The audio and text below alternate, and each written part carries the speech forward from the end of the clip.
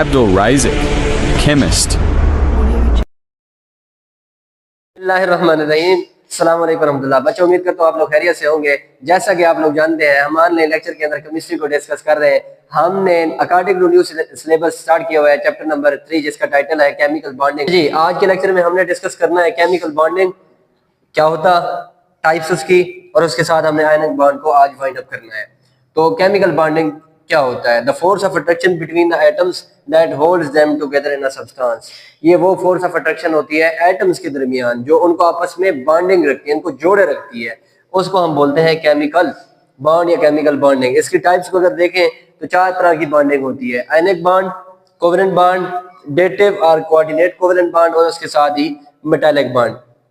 हमारा जो आज टॉपिक ऑफ डिस्कशन है वो है आयनिक बॉन्ड।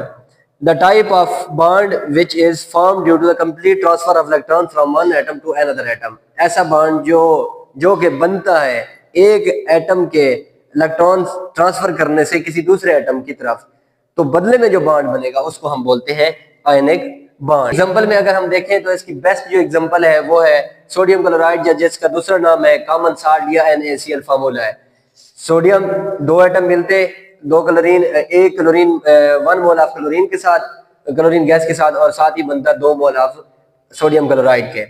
इसकी इलेक्ट्रॉनिक कन्फिगरेशन अगर हम देखते हैं, सबसे पहले हम देखते हैं सोडियम की। सोडियम का एटॉमिक नंबर होता है 11, और इसको जब हम डिवाइड करते हैं तो पहले शेल में जो है ना 2 इलेक्ट्रॉन आते हैं, दूसरे में 8 और तीसरे के अंदर 1 इलेक्ट्रॉन आते हैं। सब शेल में डिवीजन जब करेंगे तो पहले के अंदर 2 इलेक्ट्रॉन आएंगे, दूसरे एस के अंदर भी 2 इलेक्ट्रॉन आएंगे, और पी के अंदर 6, और इसी तरह आखिरी वैलेंस शेल के एस सब शेल के अंदर 1 इलेक्ट्रॉन आता है, जिसको यहाँ पे डॉट एंड क्रॉस फार्मूला जो कि लीविस ने सजेस्ट किया था उसके अकॉर्डिंग हमने यहाँ पे डॉट लगा दिया 1 इलेक्ट्रॉन को शो करने के लिए। इसी तरह क्लोरीन का एटॉमिक नंबर 17 होता है, और पहले शेल के अंदर 2 इलेक्ट्रॉन आएंगे, दूसरे में 8 आएंगे, आखिरी वाले शेल के अंदर 7 इलेक्ट्रॉन आएंगे, टोटल 17 हुए। और वैलेंस शेल की अगर बात करो, पहले के अंदर एक ही सब शेल होता है जिसके अंदर 2 इलेक्ट्रॉन जाएंगे, दूसरे के अंदर 2 सब शेल एस और पी होते हैं, जो एस के अंदर 2 इलेक्ट्रॉन और पी के अंदर 6 इलेक्ट्रॉन, 8 इलेक्ट्रॉन, टोटल 10 इलेक्ट्रॉन हो गया। और आखिरी वैलेंस शेल के सब शेल एस के अंदर 2 इलेक्ट्रॉन जाते हैं और पी के अंदर 5 इलेक्ट्रॉन, टोटल हो गया 7।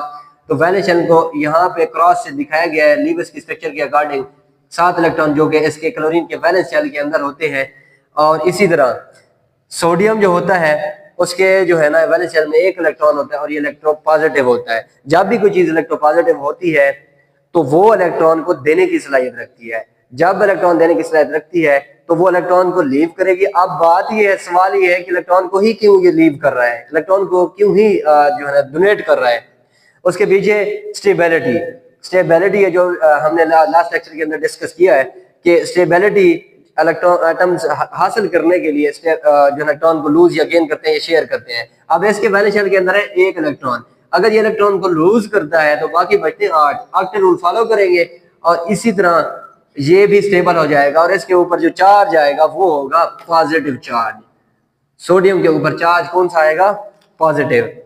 इसी तरह क्लोरीन जो होता है इसके वैलेंस शेल के अंदर 7 इलेक्ट्रॉन होते हैं, और इसके साथ ही ये इलेक्ट्रोनेगेटिव होता है। कोई भी एटम जो इलेक्ट्रोनेगेटिव होगा वो इलेक्ट्रॉन को लेने की सलाहियत रखता होगा। जब इसके पास 7 इलेक्ट्रॉन है तो अभी हमने डिस्कस किया स्टेबिलिटी के अंदर लास्ट लेक्चर के अंदर कि जो जिसके पास 5 या 5 से ज्यादा इलेक्ट्रॉन रहते हैं एटम के पास, तो वो इलेक्ट्रॉन गेनिंग की कैपेसिटी रखता है, इलेक्ट्रॉन को हासिल करने की सलाहियत रखता है। तो क्लोरीन के पास 7 इलेक्ट्रॉन है, अब इसको 1 इलेक्ट्रॉन की जरूरत है, क्यों? ताकि ये स्टेबल हो जाए। तो जब ये 1 इलेक्ट्रॉन को लेगा तो इसके ऊपर चार्ज आएगा नेगेटिव। अच्छा जी, और इसी तरह जब ये आपस में मिलेंगे, स्टेबल तो ये दोनों हो गए, स्टेबल तो हो गए। अब नेक्स्ट बात है कि ये बॉन्ड बनता कैसे है। अब इलेक्ट्रॉन का ट्रांसफर हुआ, सोडियम ने दिया और क्लोरीन ने इलेक्ट्रॉन को रिसीव किया। ये सोडियम 1 इलेक्ट्रॉन देके सोडियम आयन में कन्वर्ट हुआ और 1 इलेक्ट्रॉन रिलीज किया, स्टेबल हो गया। अब इसके वैलेंस शेल के अंदर 10 है, सोडियम आयन की बात हो रही है, कैटाइन की बात हो रही है। अब ये पहले के अंदर 2, दूसरे के अंदर 8 इलेक्ट्रॉन है, तो ये स्टेबल हो चुका। और इसी तरह क्लोरीन की मैं बात करूं तो 1 इलेक्ट्रॉन लेके ये हो जाएगा क्लोराइड, आयन में नेगेटिव चार्ज आएगा। और इसी तरह अब इसका जो एटॉमिक नंबर है, ये नंबर ऑफ इलेक्ट्रॉन है, वो हो गए 18। अब पहले के अंदर 2, दूसरे के अंदर 10, सॉरी 8, टोटल हो गया 10, आखिरी शेल के अंदर 8 इलेक्ट्रॉन है, तो ये स्टेबल तो हो चुका। अब नेक्स्ट इसका जो सवाल है वो ये है कि बॉन्डिंग कैसे होती है। वजह, due to the attraction between the positive और नेगेटिव चार्जेस। पॉजिटिव चार्ज इसके ऊपर है और इसकी जो स्ट्रेंथ होती है वो हाई पॉजिटिव चार्ज होता है ऑन सोडियम एटम। इसी तरह इसके ऊपर जो चार्ज होता है, क्योंकि कंप्लीट ट्रांसफर ऑफ इलेक्ट्रॉन से बना है ना, इसके ऊपर जो स्ट्रेंथ होती है हाई नेगेटिव चार्ज होता है। तो due to attraction between the positive and negative charges the bond is form between the sodium and chloride ion. So that type of bond is called ionic bond. और ऐसे compound जिनके अंदर ionic bonding होती है, ionic bond से वजूद में आते हैं, उनको बोलते हैं आयनिक कंपाउंड्स। और यहाँ पे आप लोग डायग्राम के अंदर देख रहे होंगे कि सोडियम है, पहले शेल के अंदर 2 इलेक्ट्रॉन है और दूसरे के अंदर 8 इलेक्ट्रॉन, आखिरी शेल के अंदर 1 इलेक्ट्रॉन है। जब ये सोडियम आयन बनेगा तो ये वाली स्टेज, आखिरी शेल रिमूव हो जाएगा, आखिरी इलेक्ट्रॉन रिमूव होगा सोडियम आयन, और ये अब हो चुके हैं इसके वैलेंस शेल के 8 इलेक्ट्रॉन और इसने फॉलो किया ऑक्टेट रूल को, अब ये हो गया स्टेबल। और इसी तरह क्लोरीन है, इसके वैलेंस शेल के अंदर है 7 इलेक्ट्रॉन, और इसी तरह अब इसको स्टेबल होने के लिए, ऑक्टेट रूल को फॉलो करने के लिए 1 इलेक्ट्रॉन की जरूरत है। तो वो सोडियम से ये वाला इलेक्ट्रॉन लेगा और यहाँ पे बॉन्डिंग करेंगे।